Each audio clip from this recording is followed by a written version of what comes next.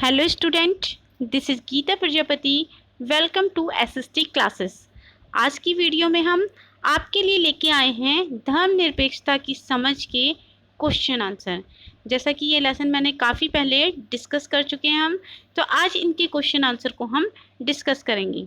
इसमें पहला क्वेश्चन दिया है आपका, इस अध्याय की भूमिका को एक बार फिर पढ़िए। आपको ऐसा क्यों लगता है कि बदले की भावना इस समस्या से निपटने का सही रास्ता नहीं हो सकती? अगर सारे समूह बदले के रास्ते पर चल पड़े तो क्या होगा? तो इसके आंसर को देखते हैं हम। हिटलर ने जर्मनी में यहूदियों पर अत्याचार किया था। जो हिटलर था उसने बहुत ही ज़्यादा यहूदियों पर अत्याचार करना प्रारंभ किया था। अब यहूदी धर्म को मानने वाले इजराइल में मुसलमानों और ईसाई अल्पसंख्यकों के साथ अमानवीय व्यवहार भी कर रहे हैं। यह एक प्रकार के बदले की भावना है जो इस समस्या से निपटने का सही तरीका नहीं है। अगर सारे समूह बदले के रास्ता अपनाने लगें तो पूरे विश्व में अफरा तफरी फैल जाएगी। यह अंतर्राष्ट्रीय संबंधों को भी प्रभावित करेगा। विभिन्न समूह के बीच परस्पर सहयोग एवं सामंजस्य की भावना समाप्त हो जाएगी। यानी कि कहने का तात्पर्य यह है कि हम सभी बदले की भावना से कार्य नहीं कर सकते हैं। अगर ऐसा होगा तो हमारे देश में क्या है, परस्पर सहयोग और अफरा तफरी मच जाएगी। तो नेक्स्ट क्वेश्चन को देखते हैं हम। नेक्स्ट क्वेश्चन है हमारा, कक्षा में चर्चा करें, क्या एक ही धर्म के भीतर अलग अलग दृष्टिकोण हो सकते हैं?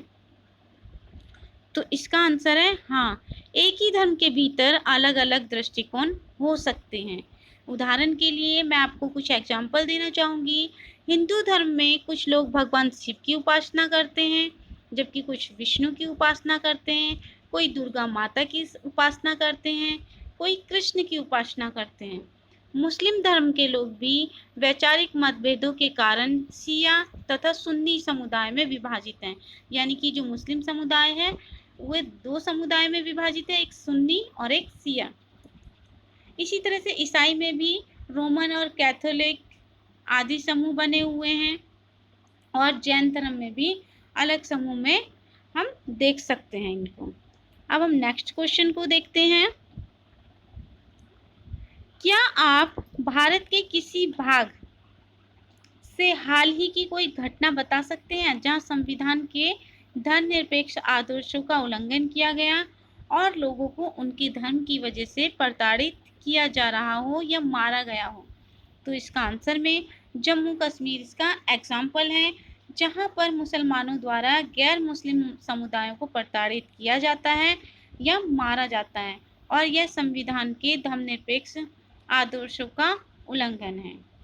नेक्स्ट क्वेश्चन को देखते हैं। उपरोक्त चित्रपट कथा में शिक्षक ने जो उत्तर दिया है उस पर चर्चा करें। तो यहाँ पर एक चित्रपट कथा दी हुई है जिसमें बच्चे छुट्टी के बारे में डिस्कस कर रहे हैं, जैसा कि मैंने आपको वीडियो में बताया था। तो यहाँ पर शिक्षक इनके उत्तर दे रहे हैं। शिक्षक यहाँ पे बच्चों को समझा रहे हैं कि भारत एक धर्मनिरपेक्ष राज्य है। यहाँ पर सरकारी स्कूलों में किसी एक धर्म को महत्व नहीं दिया जाता है, बल्कि सभी धर्मों को समान महत्व दिया जाता है, और अधिकतर धार्मिक त्योहारों पर स्कूल की छुट्टी होती है। ऐसा नहीं है कि हम स्कूल में किसी एक त्योहार को मनाएं, किसी एक धार्मिक त्योहार को मनाएं। नेक्स्ट क्वेश्चन देखते हैं। सरकारी स्कूलों में अक्सर कई धर्मों के बच्चे आते हैं। इस बात को ध्यान में रखते हुए धर्मनिरपेक्ष राज्य के 3 उद्देश्यों को दोबारा पढ़िए। इस बारे में 2 वाक्य लिखने हैं। सरकारी स्कूलों में किसी धर्म को बढ़ावा क्यों नहीं देना चाहिए? तो यहाँ पर देखते हैं, एक पहले तो ये पिक्चर दी हुई है। भारत एक धर्मनिरपेक्ष राज्य है, इसलिए सरकारी स्कूलों में धर्मनिरपेक्षता की नीति का पालन किया जाता है। सरकारी स्कूल ना तो किसी खास धर्म पर थोपा जा सकता है, ना ही विद्यार्थियों की धार्मिक स्वतंत्रता छीन सकता है।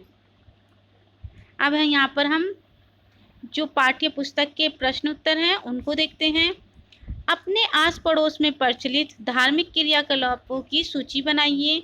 आप विभिन्न प्रकार की प्रार्थनाओं, विभिन्न देवताओं की पूजा, विभिन्न पवित्र स्थानों तथा विभिन्न प्रकार के धार्मिक संगीत और गायन आदि को देख सकते हैं। क्या आप इसके धार्मिक क्रियाकलापों की स्वतंत्रता का पता लगा सकते हैं? क्या इससे धार्मिक स्वतंत्रता का पता चलता है? तो देखते हैं। हिंदू में धार्मिक क्रियाकलाप होती हैं, उसमें भजन होता है, कीर्तन होता है, पूजा होती है, प्रार्थना होती है, संगीत होती है। और मुस्लिम में नमाज पढ़ी जाती है। सिख में प्रभात फेरी होती है, शबद, कीर्तन, अरदास, नगर कीर्तन आदि। और ईसाई धर्म में प्रार्थना की जाती है। तो हम इन्हीं के आधार पर क्या कर सकते हैं, जो हमारे धार्मिक क्रियाकलाप हैं उनसे उनकी स्वतंत्रता के बारे में हमको पता चल सकता है। नेक्स्ट क्वेश्चन को डिस्कस करते हैं। अगर किसी धर्म के लोग यह कहते हैं कि उनका धर्म नवजात शिशुओं को मारने की छूट देता है, तो क्या सरकार किसी तरह का दखल देगी या नहीं? अपने उत्तर को समर्थन में कारण बताइए।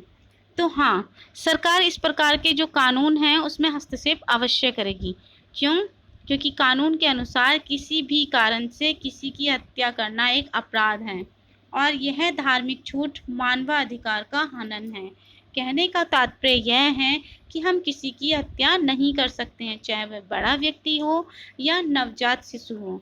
अगर कोई करता है तो इसमें क्या है, सरकार उसमें दखल अंदाजी कर सकती है। अब यहाँ पर एक तालिका दी हुई है, तो यहाँ पर दिया हुआ है, यहाँ पे समुदाय के बारे में दिया हुआ है, यह महत्वपूर्ण क्यों है, इसके उद्देश्य का उल्लंघन का एक उदाहरण देना है।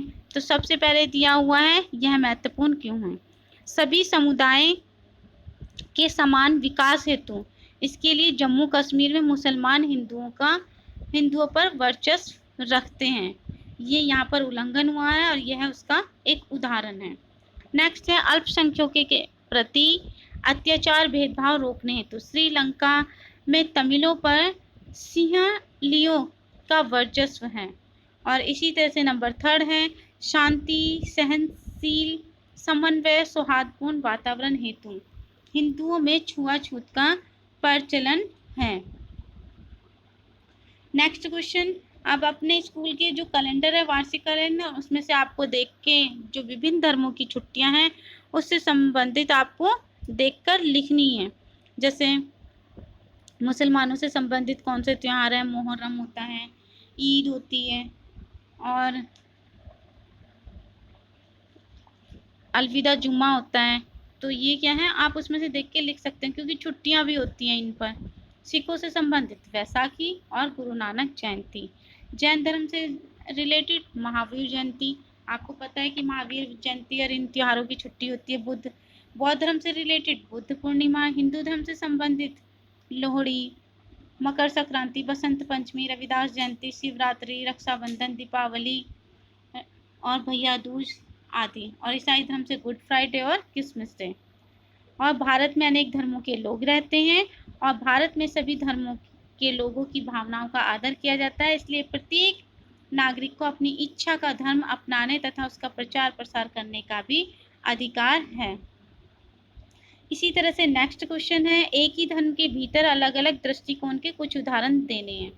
तो एक ही धर्म के भीतर अब यहाँ पर देखेंगे, जो हिंदू हैं वो सनातन धर्म, मूर्ति पूजा और आर्य समाज को मानते हैं। ये अलग अलग दृष्टिकोण के लोग रहते हैं। इस्लाम में 2 धर्म के लोग रहते हैं, ये शिया और सुन्नी। इसी तरह से सिख में भी एक केशधारी पाए जाएंगे और दूसरे नामधारी। बौद्ध धर्म की 2 शाखाएं हैं, हीनयान और महायान। इसी तरह से ईसाई धर्म की कैथोलिक और प्रोटेस्टेंट। जैन धर्म के दिगंबर और श्वेतांबर।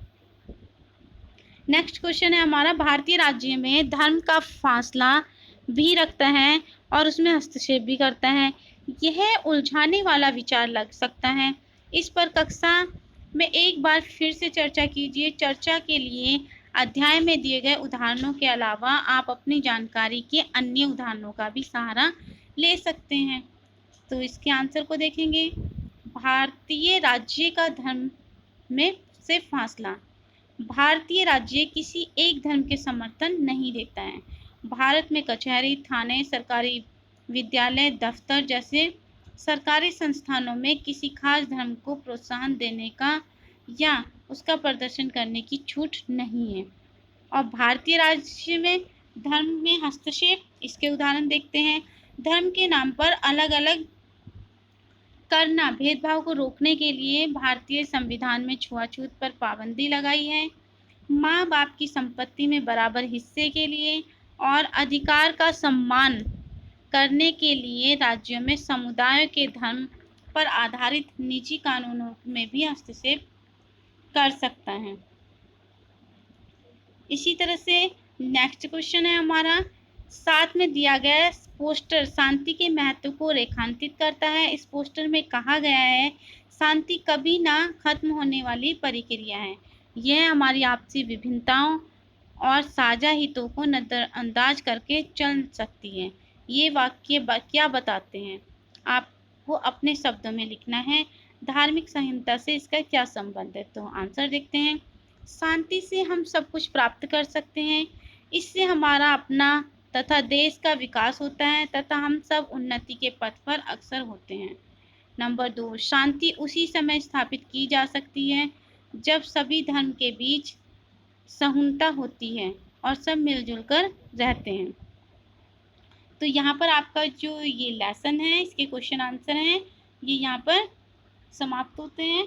ये यहाँ पर आपको क्या करने हैं, इन्हें अपनी कॉपी में साफ सुंदर हैंडराइटिंग में करने हैं। और जो क्वेश्चन आपको नहीं आता है तो आप मेरे कमेंट बॉक्स में मैसेज करके पूछ सकते हैं। अगर आपको वीडियो पसंद आई है तो please like, share and comment in this video. Thanks for watching.